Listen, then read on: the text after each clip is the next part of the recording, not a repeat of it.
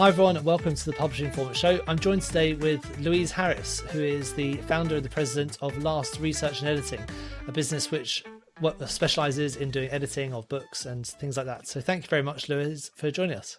Thank you, Teddy, for inviting me. I'm happy to be here. Great, thank you. Well, why don't we do a bit of a background into you and how you got started in editing and what drew you to the world of books? Sure. Okay, so I always knew I was going to be a writer. At age 12, I published my first poem and I got paid for it. So when I was looking into colleges, I wanted to go into journalism because I wanted to be able to provide people the information that they needed. So I went to the University of Maryland, College of Journalism, and when I came out, I was offered two reporting jobs and one editing job. And I took the editing job because it worked better with my schedule and it was more flexible and it was closer to home and it was also more money. So that's what got me into editing. But in college, I actually found out that I am a better editor than I am a writer. So I like reading other people's stuff and correcting other people rather than correcting my own stuff. So it was really those two things that brought me into editing, is that I really am good at it. So. Are you quite bossy? You like correcting other people's work? I do. My family makes fun of me because, I'll see something on TV or I'll hear someone say an incorrect English and I'll immediately correct them and it will just come out of my mouth and I won't even be thinking about it. I'll just, Do you have a big collection of red pens to strike lines through words and things like that? Yes, I do. All colors, actually. Yeah. I like to do like green at Christmas time and pink in Easter time. So I'll use a bunch of different colors. But that actually brings up a point about editing books for clients. I usually print them out and read them on paper because you catch more. So I will use my pens rather than doing it on the computer. You catch more mistakes. I'm getting flashbacks to school when I'm getting flashbacks to school when your teacher would just put red lines through your work. Although nowadays with my kids, everything was on the computer, so they didn't have that where the teachers crossed it out. But yes, I am an old school person. Yeah, why not? So when you edit your books, so that's one of the main jobs of Last Research, one of the main services that you guys provide. So you say like you've got great attention to detail, and that's what you enjoy doing. So could you tell me a bit about what editing means? Because I know that there's lots of different types of editing, like from developmental editing all the way to line editing, but they're a bit different. So tell me a bit about what editing is for people who don't know, and also the different types of editing. I tend to be a comprehensive editor. It's when I'm working on nonfiction versus fiction. Fiction, the developmental editor is more common in fiction than is in nonfiction. And comprehensive is somebody who will do both developmental and line editing and copy editing. So it's all in one. But the differences are this. A developmental editor is someone who's looking at the big picture, looking for plot holes, looking for things that the author might have missed or things that might make the story better, adding action. So they're not really looking at the nitty-gritty such as grammar or lines or awkwardness. They're just looking at the big picture, whether the outline fits the story and the plot. A copy editor or a line editor, they're pretty much the same thing. They're basically looking for grammar, awkward sentences, spelling errors, and things that don't quite fit that need to be eliminated. And then there is a proofreader, which is the very last person.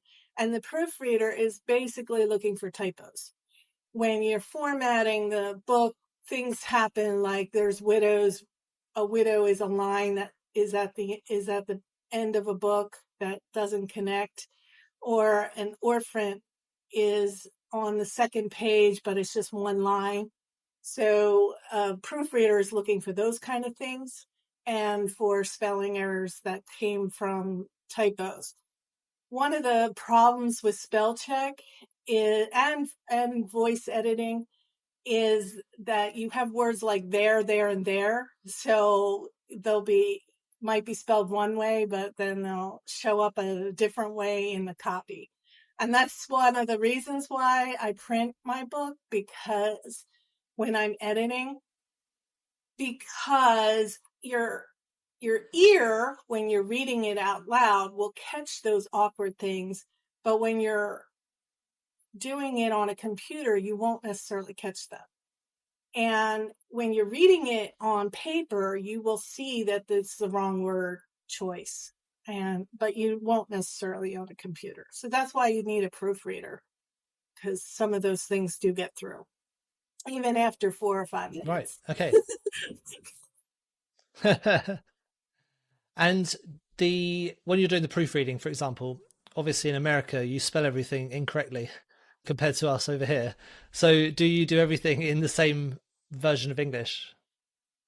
Well, there's different styles, but yes, I do.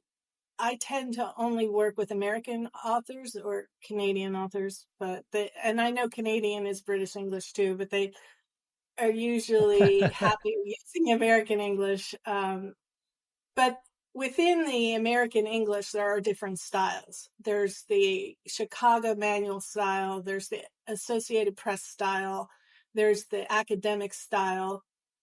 I tend to use the Associated Press style because that's what I was taught in college. So, and most books do not want the academic. That's really just for the colleges when they're publishing papers and stuff. So most books are okay, or most authors, I should say, are okay with the Associated Press style. So that's what I tend to use. So I'm guessing, yeah. So I'm guessing line and copy editing, they're the more basic functions. Maybe they're the slightly cheaper ones if people are on a budget and they aren't able to do that sort of full edit. Whereas the developmental edit, it sounds like it's much more of a case of you're working with the editor in order to produce the final outcome. That's true. A developmental editor is also known as a writing coach, and they are doing so much more, and they're with you so much earlier in the writing process that yes, they tend to get more money. The copy editing and line editors, if you don't have a big budget and you just want to use a copy editor, you're probably okay with that. And the only issue is that you might not miss the plot holes that a developmental editor would find, or problems with the outline. Because the other important thing of editors, which we haven't talked about, is flow. And that's to make sure the story flows from sentence to sentence, paragraph to paragraph, and then chapter to chapter, all the way to the end. And that's what a good comprehensive editor or developmental editor will be able to do for you, is make sure it flows correctly.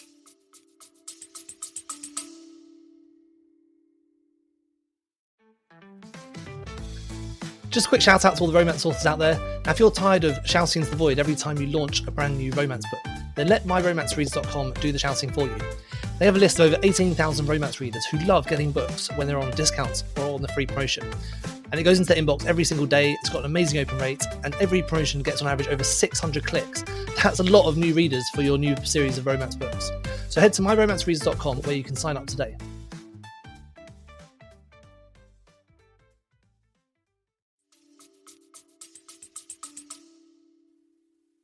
Right. Because when I read novels and stories, often at the acknowledgements at the back, the writer is usually praising their editor and saying, thank you for helping me do the edit. I'm guessing that is a classic developmental editor where they've worked with them throughout the whole process. Yes. You know, spotted things like plot holes, like you mentioned. So that plot holes, could that be things like where the dates don't line up, or where you've said that someone lives at one address and maybe they've said something lives at a different address later on down the line? Is that a... Yes, things that like sort of that. thing. Also, my first novel, I had a character in there who could turn himself invisible. And when I mentioned it to my husband, he said, well, when he turns invisible, what happens to the clothes? Something I didn't think about, but my engineer husband did. And so I had to put in, there's a scene where the judge is asking that question so that I could tell the readers what happens to the clothes. So things like that are plot holes that you don't always think about as an author. Yeah, definitely. Yeah, that's amazing. And also, when I go on Reddit nowadays, there's a couple of books I love, and I'm a member on some of their forums talking about the characters. And you get the real book nerds go on there and say, "Oh, there's a plot hole here where this doesn't match up to Yeah. what's going on," and that must be quite embarrassing to get caught on. And don't you just love when going to a movie and you see something glaring in the movie and you're like, well, they could have just done this. And you don't want that in a book. You don't want it in a movie either, but it happens. And Yeah, definitely. so, Yeah, I remember seeing Game of Thrones. There were some scenes where people had left their Starbucks cups on the table and stuff like that, and so the editor hadn't done their job properly. um, exactly. so when it comes to organizing and structuring a book, do you have any advice for authors who are still in the writing phase? For example, if they are thinking about getting a developmental editor, is that someone they should be hiring like at the beginning of the process, They should or can they definitely do it later on? hire the developmental editor when they have the book idea and maybe when they've created an outline. Because if you're too far into the book and then you hire the person, you're going to have it's going to be harder for the developmental editor to help because you have already gone too far. So yes, as early as possible, you want to have the developmental editor in the process.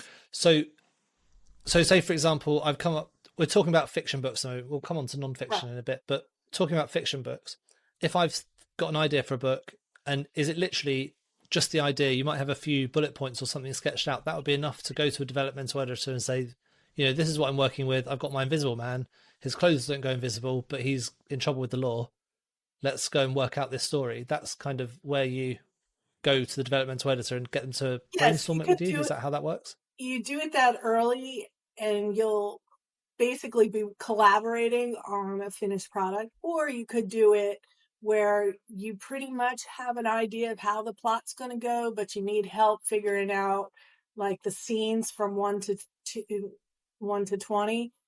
But yes, as early as you can in the writing process, you want to bring in the developmental editor. So you wouldn't even need to have a. You mentioned some of the plot lines and where the story goes. Do you have any advice for how in depth that needs to be before you go and hire an editor? It doesn't have to be that in depth. It just has to have some kind of framework that the editor can work from. If the editor doesn't, if you're just, hey, I have this idea and I need to flesh it out, then you're really hiring a coach. But as I said, a coach is often the same as a developmental editor, too. But it, if you're an author and for myself, I always know how my stories begin and I always know how they end. And then as I write it, that's where the rest of it comes in. So if you have an idea that this is going to happen in the climax, but I don't know how to get there, then you want to talk to either a writing coach or a developmental editor to help you get there and give you ideas and um, flesh out some of those bullet points that you're talking about. But, so, and often what happens is an author will start writing and then will have to change direction because it won't flow the way they originally wanted it if they stick with what they had originally planned. So, I Yeah, recently that's worked really with an interesting. I I recently worked with an Sorry. author in Louisiana who wanted to have basically a levee system that was controlling the Mississippi River, and he wanted something to happen to that levee system. and we went back and forth. I convinced him that we need more than just this one thing happening. We need to add more tension. So we ended up in the climax. A tornado took out a transformer. A big storm knocked out part of the structure. A power failure took out some of the other structure. And then the antagonist took out the rest of the structure. So there was many different elements in that climax that really kept the action, and you didn't know which one was going to cause the problem. So Yeah, nice. Have you got any good examples about where you've been a developmental editor or a book coach with someone and you've caught out some, mistakes, or you've helped them to make the book better? almost every single one of my clients, their issue is flow. They don't really connect A to B or B to C. And so I'm always reorganizing it so it flows better. And so my advice would be, read your own stuff. A lot of authors, after they write it, they don't want to read it because they think they're done. They think it's fine. But if you print it and read it out loud, you can catch a lot of things on your own without hiring an editor. And then you can hear things that are awkward, that aren't working right. And the other issue that I always have with clients is they want to keep things that I think are either not necessary or slow down the story. And so I'm constantly arguing with them, like, this isn't really going to work. You need to get rid of this. And because it's their baby, they don't want to get rid of it. And it's very hard for them they want everything is what they wrote, and they don't see why it's unnecessary. And so I do a lot of explaining. So that's something else, that if you read it out loud and before you go to an editor, that you'll be able to see some of that stuff, that hey, we mentioned this several chapters ago, we don't have to have it again. Or this is slowing the story and the readers are stopping, and you don't want readers to stop. So in a story,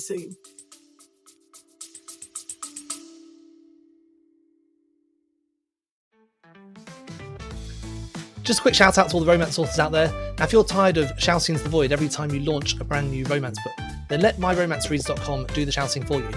They have a list of over 18,000 romance readers who love getting books when they're on discounts or on the free promotion. And it goes into their inbox every single day. It's got an amazing open rate, and every promotion gets on average over 600 clicks. That's a lot of new readers for your new series of romance books. So head to myromancereads.com where you can sign up today.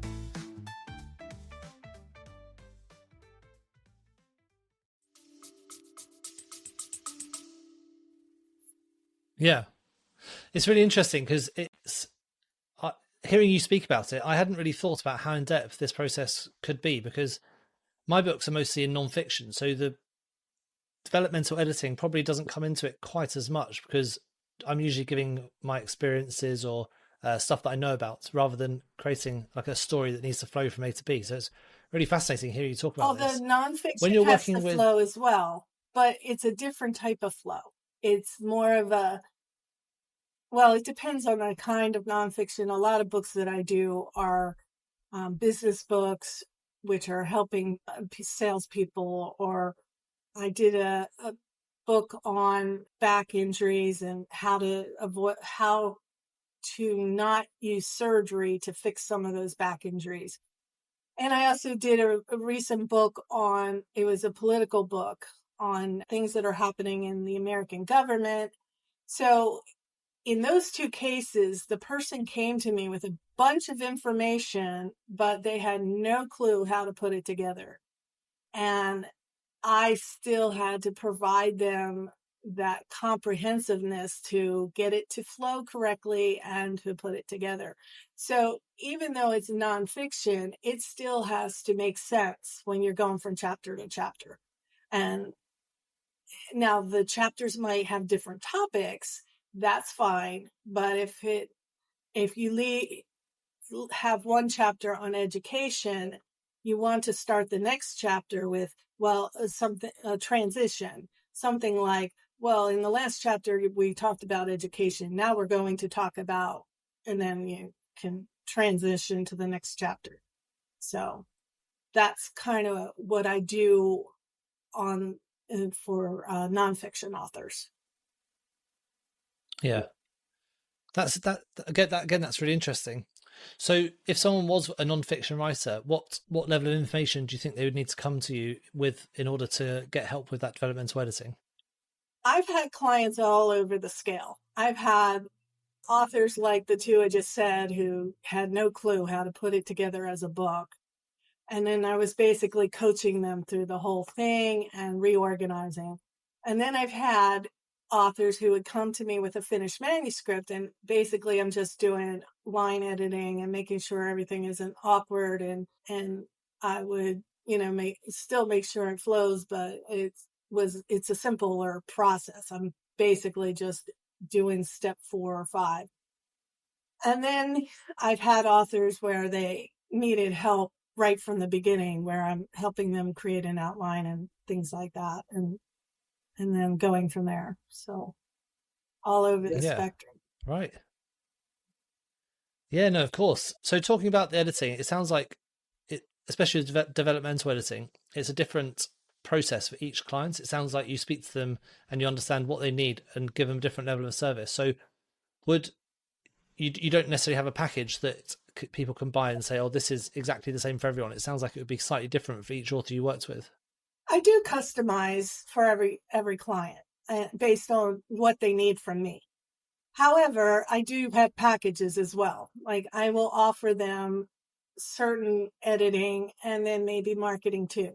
Or I'll offer them comprehensive editing or developmental editing, and then they'll need line editing later. And so I'll offer them as part of the package as well. So the 2 different kinds of editing. So, but it does depend on what the client has a budget for and needs, and when I read their information, it's always good to, when you're assessing an editor, to give them something that they can read, like the first chapter, and then they can figure out where to go from there, or an outline or something that they can assess the client as well as the client assessing the editor. So the editor could do, I tend to do this. I don't, not a lot of editors don't, but I tend to give the first, chapter for free. If they want to see how well I can edit, I will do it and not charge them for that. But a lot of editors will also charge them a small fee to do that test. It all depends on the person and how they do their editing. But as I said, I will edit one chapter for free if they want to see my editing style. So,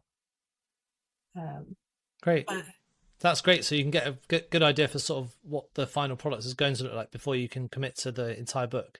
right. I think that's really helpful. For authors who are maybe on a bit of a budget, are there any ways that they can do any of this themselves or reduce their spend on like the final editing process? I know you don't want to be, because you don't want to cut corners. You don't want to. Thing is printing it out and reading a hard copy of your book. That's the first thing that every author should do. And they should do it whether they're going to hire an editor or not, because you do not want to give an editor the first draft. You don't even want to give them a second draft. Third, maybe, but you want it as polished as possible. Or you want as much information. You want to give the editor as much information as you have so that they can assess how to fix it. That's the first thing, that they should read it out loud. The second thing they can do is Grammarly is a very good software program that'll allow you to catch some mistakes. The problem that I always have with using computer tools, though, is when the computer is programmed incorrectly, then it's going to say something is correct when it isn't correct. And sometimes computers, again, with the words that sound the same but are spelled differently, the computer doesn't always pick up the misspelling. And or the incorrect word choice. And the computer doesn't, you will think something, if the computer says something is correct that isn't, you will assume that it's correct when it isn't, and then you'll publish your book with errors. So I suggest using the tools, but be cautious about it. They're not always accurate, and then you have to know what to do. But that's a way to save money. Another way is using services like Upwork or Fiverr. You can usually find inexpensive editing on those sites. They're not always good quality, and they're not always going to work with you and collaborate with you, but there are options that way as well. Yeah. I find the problem with using Grammarly is often, especially if you use their text correction, is your text ends up sounding like it was written by Grammarly rather than written by you. So Right. it's That's quite good the for other doing problem spell with check. But if you computers. get it to change, if you get it to change whole sentences, then it ends up being ends up sounding a bit like a corporation wrote it rather than you wrote it. It's right. A computerese, and that's a problem with AI as well. It sounds very computer like, and it doesn't sound like a human wrote it. So you have to be careful with that as well. And if Grammarly says a sentence is awkward, then you should step back and rewrite the sentence, not let Grammarly rewrite it, because like you said, it's going to be very stale and not at all like it should be. So, and that's another way great. that editors work versus computers, because editors can reword something so that it doesn't sound stale. It all depends on author's budget. And I do understand that authors don't have a lot of money, but Yeah. That's really interesting. Now, one of the other things you talk about on your website is book compilation, and it sounds like a bit of a different service. And I haven't seen that come up too often with other people. So can you tell us a bit about how that works and what sort of authors would benefit the most from it? yeah, so a book compilation is really two different services lumped into one. One service is if you're writing an anthology and you just want to contribute to a larger book, then what I would do as editors, take out all those freelance authors and put them into one book and compile it into a book. Another way of using compilation is if you're an author of blogs and you want to take those blogs and make them into a book. I can compile it into a book and make it flow into one topic. So, and I've done that actually. I have a client he has a company that provides press release distribution services. And I wrote all these blogs for him for his website, but he wanted to take those blogs and make it into a book that he could hand out to potential clients and show them the kind of work that we do. So I took those blogs that we wrote and I compiled them into a book that he could give out. And then I did all of the editing and made it flow. The thing with compilation is each blog has its own headline. So you want to remove those headlines, but still make sure that it connects from the beginning to the end. So it's not as in depth of a service as I provide other clients, but it is something that is easy to do. And if you're someone who would like to have a book to show that you have an authority, but you don't know how to get started, this is a simple way of getting started, is by using your blogs that you put on your website and creating a book out of it. So Brilliant. Well, that's a really great service, because loads of people I speak to have got blogs. I've got a couple of blogs, in fact, that I write on, and that would be great to take that content and put it into a book, because it gets your information, your content that you've already written.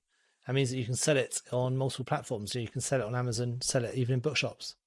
And that's right, such a great service that you offer. and it doesn't take as long. You could have it done probably in a couple of weeks to have a book out Yeah. from your blogs. So So how would that work? Would I give you, for example, 10 or 20,000 words from my blog and say, could you organize this into a book for me? Yes, you would send me links to the blogs, or you would send me the actual Word documents of the blogs, and then I would just do what I always do for other authors and just make a book out of it. And Wow. again, make it sure that it reads well and it's all one topic, and that there's little different chapters and stuff. But yes, that's basically what I would do, is just take the blogs and reformat it into a book. That sounds too good to be true in some ways. Well, as I said, I have done it for other clients, and I have compiled anthologies as well. So I've compiled them for associations.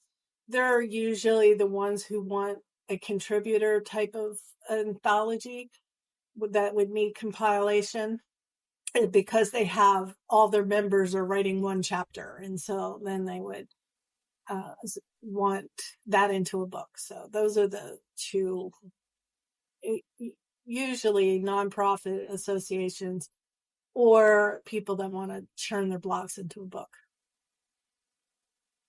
Yeah. Wow, that's amazing.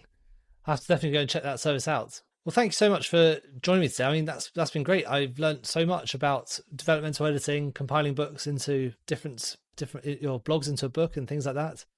There's a lot to learn for beginners and also for people who are maybe getting a bit more experience and want to take their books to the next step.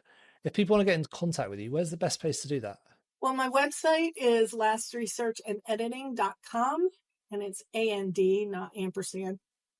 I also have a author page on Amazon, so you can do amazon.com/author/Louise Harris. My phone number is 480-370-3945. And then I also have email, which you can access through my website. So great. And we'll put the links to all that stuff in the show notes as well, so people can. Sorry, so we'll put links to all that stuff in the show notes as well, so that people can click on those links and then get in touch with you. I appreciate that. Well, thank you very much for joining me. I really appreciate your time here. So just before you go, we have one final question, and that is what book do you recommend that everyone should be reading at the moment? Okay, well, I was going to recommend my clients' books just to boost their sales, but I actually think that The Places You Go by Dr. Seuss, it was actually given to, I think, my father on his 50th birthday. It is a kid's book, but it's also an adult book. And when you read it as a kid, it makes sense as a kid. But then when you read it as an adult, you're like, oh, yeah, I should take this advice and follow my dreams. That's basically the point of it. Follow your dreams. So I'll leave you with that one because it's. Oh, great. Thanks. The Dr. Seuss books are famous in the UK, but it's mostly the kids' books. So yes. That's interesting that you've got that one. So yeah, and again, it is written the same style for kids, but it has different levels on that particular book. So it is a really good one to follow your dreams. Nice. Well, thank you very much for joining us, Louise, and we'll speak again soon. All right, thank you. Have a good day. Thank you so much for tuning into the Publishing Performance podcast. I really hope you found today's episode inspiring. I love chatting to authors, writers, and people in the publishing world. Now, just before we wrap up, let me tell you about Publishing Performance, the #1 platform for authors who want to increase Amazon book sales, but are not really sure where to start. Now, this show is all about helping you to sell more books. And if you're looking to boost your publishing game and to maximise your book's potential on Amazon, then Publishing Performance is designed to help authors just like you to grow your readership and to reach a much wider audience. Now, I know that Amazon ads can be slightly complicated, which is why Publishing Performance is like having a personalised ad account manager to create your ad campaigns, to choose your best keywords, and to make adjustments in real time. Now, if you're investing in ads, you really want to make sure that your investment is being used effectively, and Publishing Performance does just that. It aims to make your budget go further, improve your organic rank, and target keywords more effectively. Just go to publishingperformance.com to get started with Amazon ads for just $1.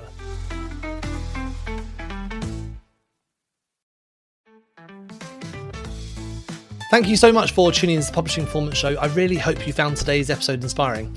I absolutely love chatting to authors, writers, and people in the publishing world. Now, just before we wrap up, I want to tell you about our Publishing Performance Starter Packs. These are curated episodes and collections organised by topic that makes it super easy to find the exact content you're looking for. So whether you're wanting to deep dive into marketing strategies, explore productivity techniques, or focus on any specific area of publishing, we've organised our episodes into targeted playlists just for you. And you can find these all at teddyagsmith.com. And also, whilst you're here, let me tell you about Publishing Performance. It's the #1 platform for authors who want to increase Amazon book sales but aren't really sure where to start. Now, this show is all about helping you to sell more books, and if you're looking to boost your publishing game and to maximise your book's potential on Amazon, then Publishing Performance is designed to help authors just like you to grow your readership and to reach a much wider audience. Now, I know that Amazon ads can be slightly complicated, which is why Publishing Performance is like having a personalised ad account manager to create your ad campaigns for you, to choose your best keywords and to make adjustments in real time and to optimise them over time to save you money and to make more sales. Now, if you're investing in ads, you really want to make sure your investment is being used effectively, and Publishing Performance does just that. It aims to make your budget go further, improve your organic rank, and target keywords more effectively. You can get started with Amazon ads for free for 30 days at publishingperformance.com, and there's a link in the show notes to get that free 30 days trial.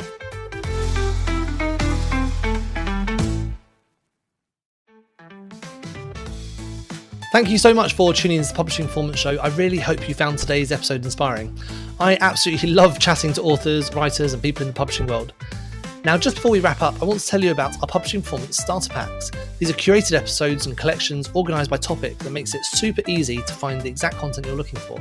So whether you're wanting to deep dive into marketing strategies, explore productivity techniques, or focus on any specific area of publishing, we've organised our episodes into targeted playlists just for you.